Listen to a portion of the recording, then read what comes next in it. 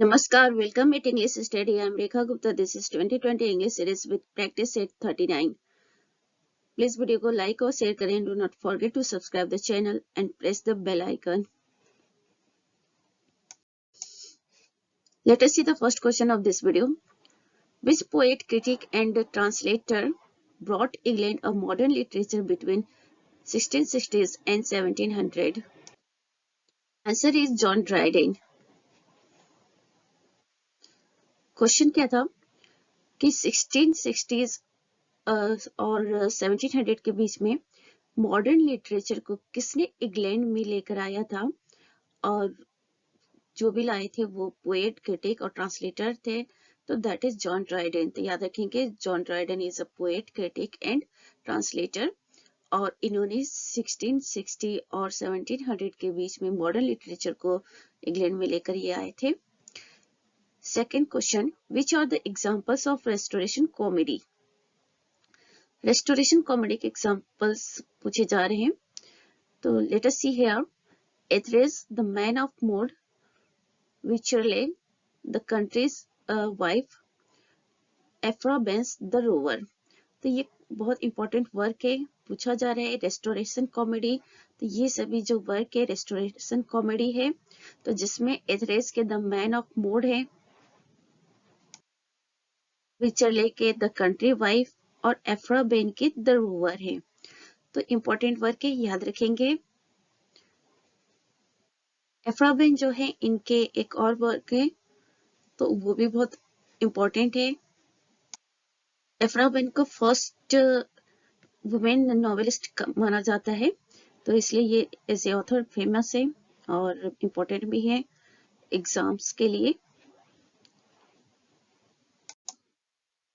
Next question, which group of intellectual women established literary clubs of their own around 1750 under the leadership of Elizabeth Vesey and Elizabeth Montague? The question is here कि एक group है intellectual women का जो कि established हुआ था literary clubs of their own. तो women लोगों ने क्या किया था, अपने हिसाब से एक लिटरेरी क्लब्स बनाया था, और वो इंटेलेक्चुअल वुमेन के ग्रुप के नाम से फेमस है. ऐसा कब हुआ था? 1750 के टाइम पे हुआ था. और इस तरह के ग्रुप को किसने एस्टेब्लिश किया था, किसने फाउंड किया था? तो दैट इज एलिजाबेथ वेसे और एलिजाबेथ मॉन्टेग. तो इन दोनों लोगों के लीडरशिप के अंडर में उस ग्रुप का फॉर्मेशन हुआ था 1750 के टाइम में. तो answer is the blue stocking. Group का नाम क्या है? The blue stockings. याद रखेंगे, क्योंकि ये इस तरह का अपने टाइप का फर्स्ट ग्रुप है. मेन से रिलेटेड तो बहुत सारे ग्रुप आपको देखने को मिल जाएंगे, बट फीमेल से रिलेटेड ये ग्रुप है, तो इसे याद रखेंगे. और टाइम पीरियड है 1750, और किनके अंडर में? एलिजाबेथ वेसी और एलिजाबेथ मॉन्टेग के अंडर में इस ग्रुप का फॉर्मेशन हुआ था. तो याद रखेंगे, the name of the group is the blue stockings. तो ग्रुप का नाम क्या है? The blue stockings. Question number 4, which work exposes the frivolity of fashionable London? Fashionable London के बारे में वो कौन सा ग्रुप है जो कौन सा वर्क है जो एक्सप्रेस करता है? तो that is the only the famous work of Alexander Pope, the rape of the lock. Alexander Pope का the rape of the lock जो है अपने टाइम पीरियड के फैशनेबल लंदन को अच्छे से प्रेजेंट करता है. इसमें इन्होंने बहुत सारी चीजें बताई हैं. इन्होंने किस तरह से प्रेजेंट किया है इंग्लैंड को, कंटेम्प्रेरी इंग्लैंड को प्रेजेंट किया है the rape of the log में पोप ने. और ये जो वर्क है काफी इंपॉर्टेंट है एग्जाम पॉइंट ऑफ व्यू से. इसमें टोटल 5 कैंटोस हैं, और ऐसा नहीं है कि सभी जो 5 कैंटोस है इन्होंने एक ही टाइम पीरियड में प्रेजेंट किया था. सबसे पहले the rape of the log का 2 कैंटोस आया था 1712 में. देन फिर 1714 में आया था 5 कैंटो. देन 1770 में लेटर रिवर्स्ड एडिशन आया था. तो ये सारे फैक्ट्स याद रखेंगे. 1712 में 2 कैंटोस आए थे, जिसमें पोप ने किसको प्रेजेंट किया था the rape of the log में? बेलिंडा और पीटर को प्रेजेंट किया था. तो बेलिंडा इज द ये रियल इंसिडेंट को इन्होंने प्रेजेंट किया था. रेप ऑफ द लॉ का जो इंसिडेंट है वो रियल था। तो पोप ने जिनके बारे में इस वर्क में प्रेजेंट किया था, थोड़ा सा इनके 2 कैंटोस के पब्लिकेशन से वो नाराज हो गई थी, जो कि बेलिंडा थी, मीन्स उनका रियल नेम था अराबेल फर्मर करके उनका रियल नेम था, और लॉर्ड पीटर। तो अराबेल फर्मर जो थी वो नाराज हो गई थी पोप से। फिर पोप ने उनको माफीनामा एक लेटर प्रेजेंट किया था, फिर बताया था कि क्यों उन्होंने वो लेटर लिखा है। तो वो उनको रिप्रेजेंटेटिव बनाना चाहती थी एट द टाइम के लंदन की। तो इस तरह से फिर later on she permitted him, then he brought another 3 cantos in 1714, और फिर 1717 में इन्होंने इसका रिवाइज एडिशन लेकर आए थे, जिसमें क्लेरिसा नाम के कैरेक्टर को प्रेजेंट किया था इन्होंने। और कहा जाता है कि जो क्लेरिसा कैरेक्टर है वो पोप के माउथ पीस है। तो ये सभी इंपॉर्टेंट फैक्ट्स से याद रखेंगे। The rape of the law pope ने हीरोइक कॉपलेट में राइट किया है, और पोप इज द पर्सन जिन्होंने हीरोइक कॉपलेट को परफेक्ट बनाया था। Question number 5, with its forbidden themes of incest, murder, necrophilia, atheism, and torments of sexual desire, Horace Walpole's Castle of Otranto created which literary genre? Here is question कि Horace Walpole का कासिल of Otranto जो है किस तरह का literary genre में आता है। तो इनका ये वर्क बहुत ही फेमस है एज ए गोथिक रोमांस। तो गोथिक रोमांस के नाम से इनका ये work the कासिल of Otranto famous है होरेस वॉलपोल का। और जो गोथिक रोमांस होते हैं उसमें किस तरह की चीजें देखने को मिलता है, जो थीम्स होते हैं वो इंसेस्ट होते हैं, मर्डर होता है, नेक्रोफिलिया होता है, एथिज्म होता है, टॉर्मेंट ऑफ सेक्सुअल डिजायर होते हैं। तो ये सारे जो भी निगेटिव थीम होते हैं वो सभी चीज गोथिक रोमांस में, हॉरर, ये सब चीजें देखने को मिलता है। हॉरर टाइप का होता है गोथिक रोमांस। तो याद रखेंगे गोथिक नॉवल जो होते हैं हॉरर टाइप के होते हैं, मर्डर वगैरह का सीन होता है, डेंजरस थोड़ा सा सीन होता है। तो ऐसा ही वर्क है होरेस वॉलपोल का castle of Otranto. Next question, which are indebted to the gothic genre? तो वो कौन से वर्क हैं जो गोथिक जॉनर को इंडेट करते हैं? तो लेट अस सी, विलियम वेकफोर्ड्स का वैथिक है, मैथ्यू लेविस का द मॉन्क, एंड रेडक्लिफ्स का द इटालियन। तो ये सभी गोथिक जॉनर वाले वर्क है, याद रखेंगे। तो जिस तरह से होरेस वॉलपोल का work कासिल of Otranto Gothic romance है, गोथिक नॉवेल है, उसी तरह से विलियम वेकफोर्ड का वैथिक भी गोथिक जॉनर के कैटेगरी में आता है। मैथ्यू लेविस का द मॉन्क भी गोथिक जॉनर का वर्क है, and Radcliffe's the Italian, and Radcliffe का जो इटालियन वर्क है ये भी गोथिक जॉनर वाला वर्क है। Question number 7. While compiling, what sort of book did Samuel Richardson conceive of the idea for his Pamela or Virtue Rewarded? Samuel Richardson ऐसा क्या किए थे जिसकी वजह से उनके माइंड में ये आइडिया आया कि उन्हें पामेला या वर्चू रिवॉर्डेड वर्क राइट करना चाहिए? तो when he was compiling the book of model letters. तो याद रखेंगे मॉडल लेटर्स के बुक को जब वो कंपाइल कर रहे थे तो सैमुअल रिचर्डसन के माइंड में ये आइडिया आया कि उन्हें पामेला राइट करना चाहिए।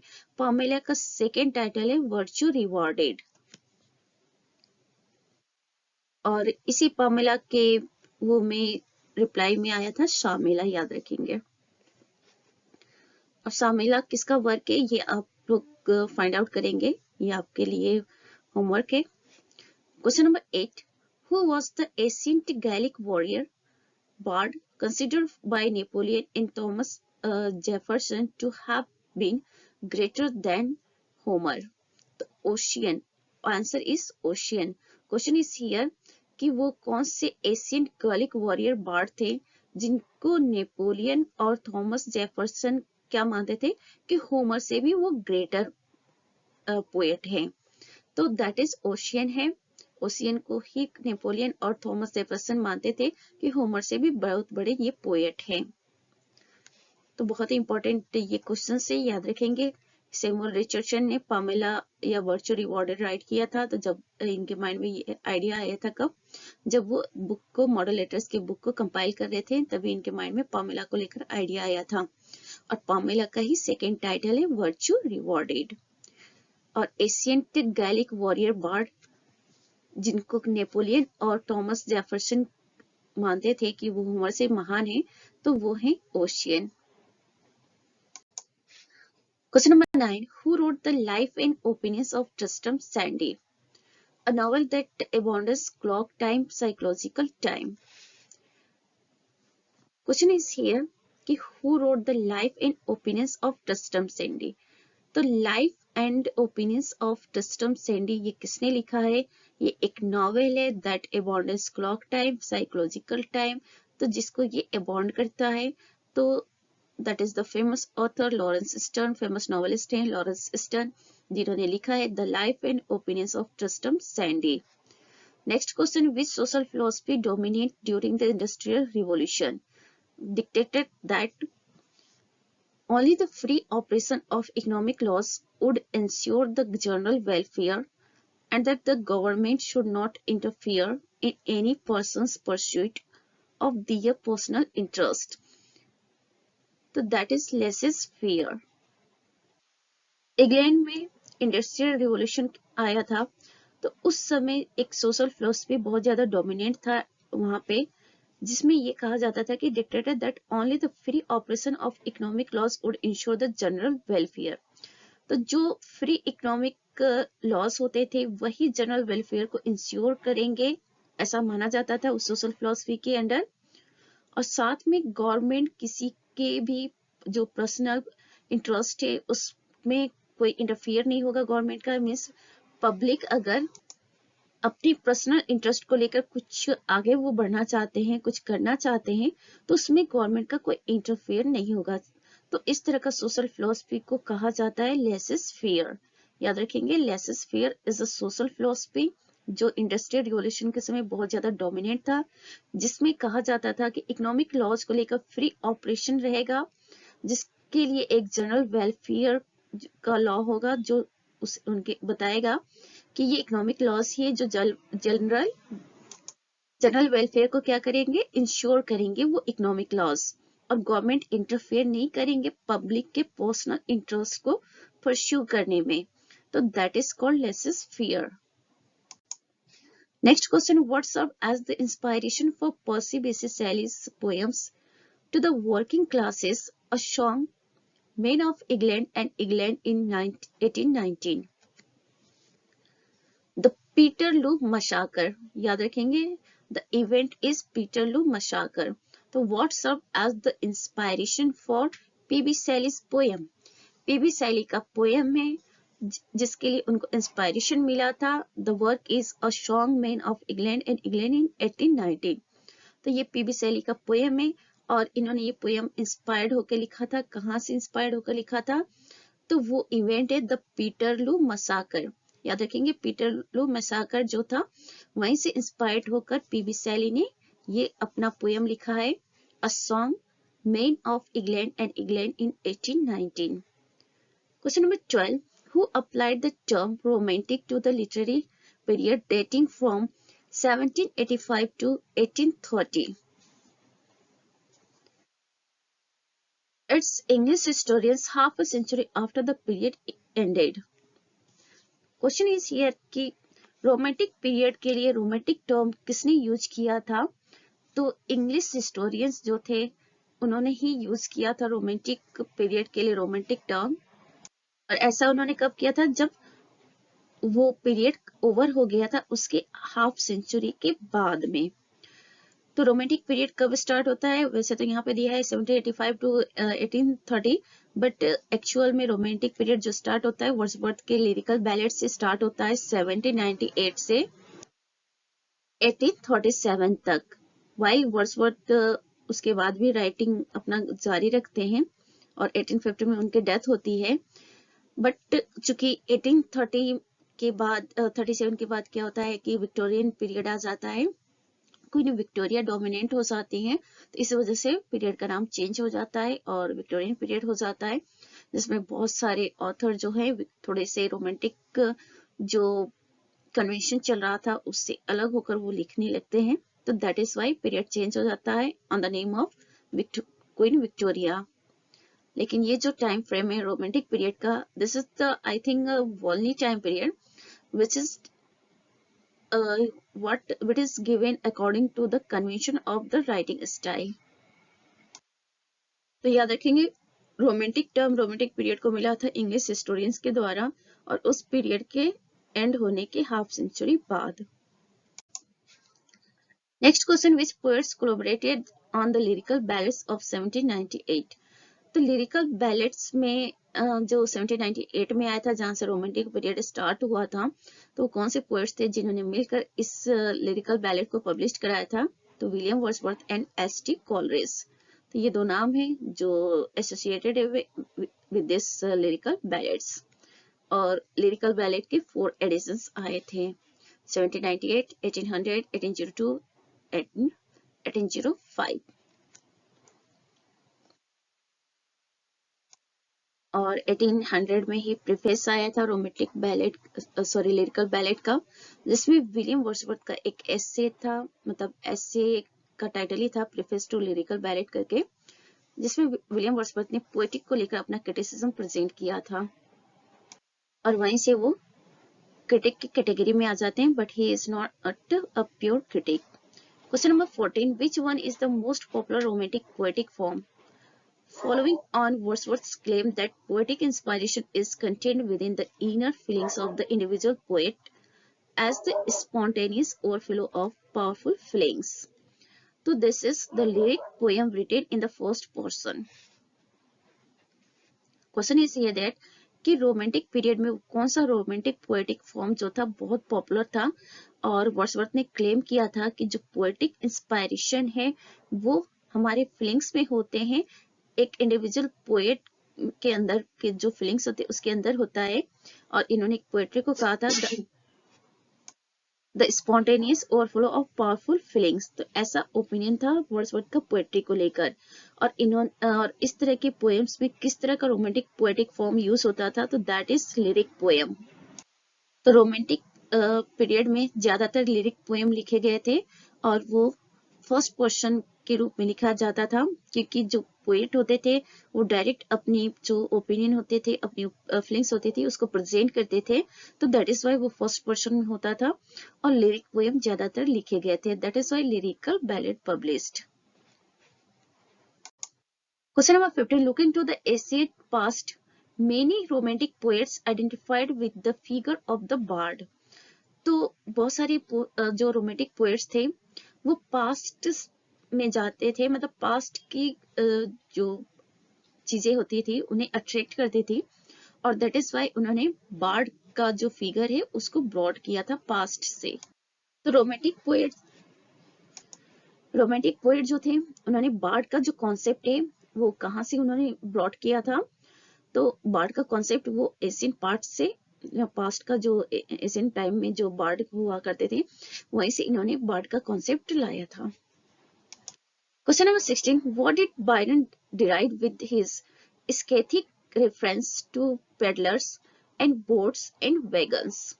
It's Wordsworth's devotion to the ordinary and everyday. Here is question about Lord Byron, जिसमें इन्होंने क्या किया है? Derived with his scathing reference. इन्होंने एक स्कैथिक रेफरेंस दिया है पेडलर्स को, बोट्स को और वेगन्स को।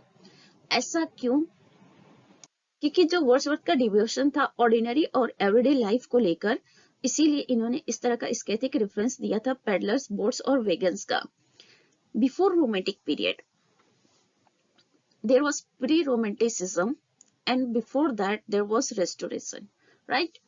तो जो रेस्टोरेशन हुआ करते थे, रेस्टोरेशन क्या 18th सेंचुरी लिटरेचर था, तो before romantic period there was pre romanticism, before that there was 18th century literature, before that there was restoration। तो उन सभी टाइम पीरियड में बहुत ही कम ऐसे ऑथर, पोएट या राइटर हुआ करते थे जो ऑर्डिनरी या एवरीडे लाइफ को इंक्लूड करते थे as a subject, as a theme अपने वर्क में।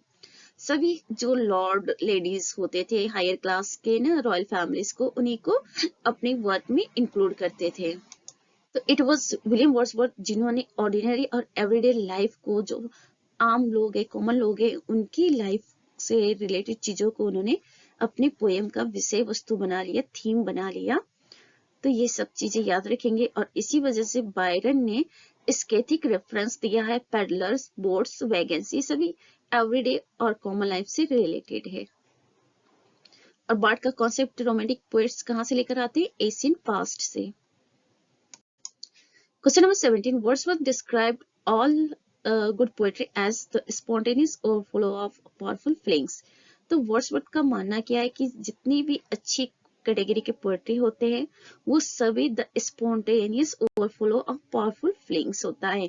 मीन्स इनका कहना है कि अगर एक पोएट पोएट्री लिखता है तो जो भी उसके अंदर की फीलिंग्स होती है वो स्पॉन्टेनियसली ओवरफ्लो होती है। मतलब जैसे एक रिवर फ्लो होता है स्पॉन्टेनियस फॉर्म में, वैसे ही फीलिंग्स जो है एक पोएट के अंदर ओवरफ्लो होती है और उसी का रिजल्ट पोएट्री होता है, ऐसा वर्ड्सवर्थ मानते हैं। और इसी को लेकर इन्होंने लिरिकल बैलेड के सेकंड एडिशन 1800 वाले एडिशन में इन्होंने एक एसे ऐड किया, that is called preface to lyrical ballad, जिसमें पोएट्री के बारे में इन्होंने क्रिटिसिज्म दिया है। Question number 18, which poet asserted in practice and theory the value of representing rustic life and language as well as social outcast and delinquent not only in pastoral poetry common before the poet's time but also as the major subject and medium for poetry in general? So it's William Wordsworth. Answer is William Wordsworth. Question is कि वो कौन से poet है जिन्होंने practice में एसर्ट किया है, practice और थियरी में ये बात एसर्ट किया है कि the value of representing rustic life and language as well as social outcast.